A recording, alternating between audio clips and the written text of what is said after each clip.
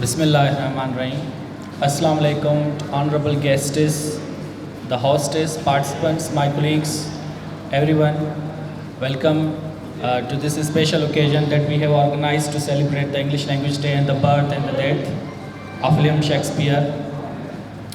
Today, and this specific theme of the year, which relates to English Language Day, is multilingual learning and cultural diversity. First, I will explain what constitutes multilingual learning and how can we preserve and celebrate cultural diversity. Multilingual learning involves the simultaneous, which means at the same time, simultaneous use of languages in learning and teaching process. The United Nations have selected this theme to not only celebrate the great achievements of English language teaching and learning, but also many languages that exist in the world. The English language, its history and development is a bit unique. It has been supported by the colonial project of the United Kingdom and Great Britain.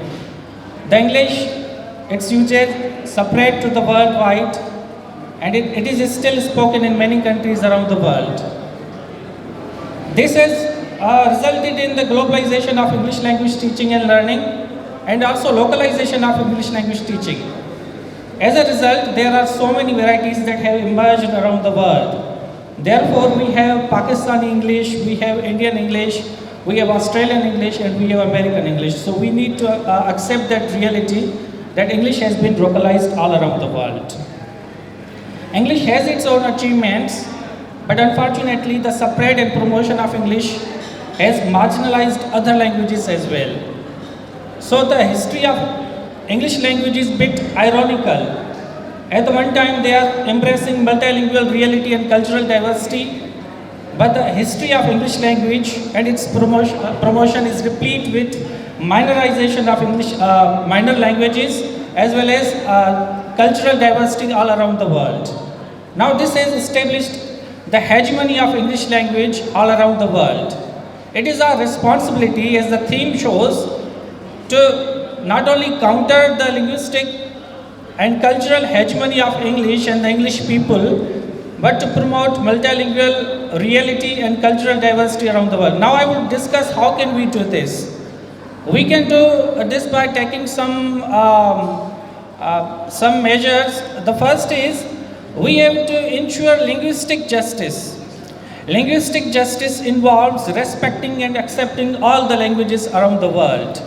Number two is countering linguistic hegemony of the English language. We can counter the linguistic hegemony of English language by supporting the discourse on linguistic human rights. The United Nations have already accepted every language group's right to learn and teach in their mother tongue. That's why they are supporting multilingualism in their sustainable development goals. The other thing that I would suggest is the reversal of the colonial hegemony and its discourse. Whatever literature and whatever advertisement which exists in print and soft media should be countered. It should be discontinued, it should be reversed, and the specific conditions in which such discourse and language and the Western knowledge that was created, it should be countered.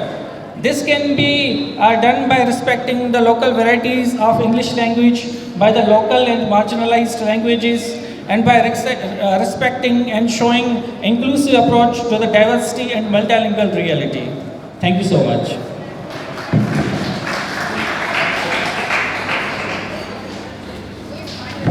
Thank you so much, sir. To be or not to be, that is the question.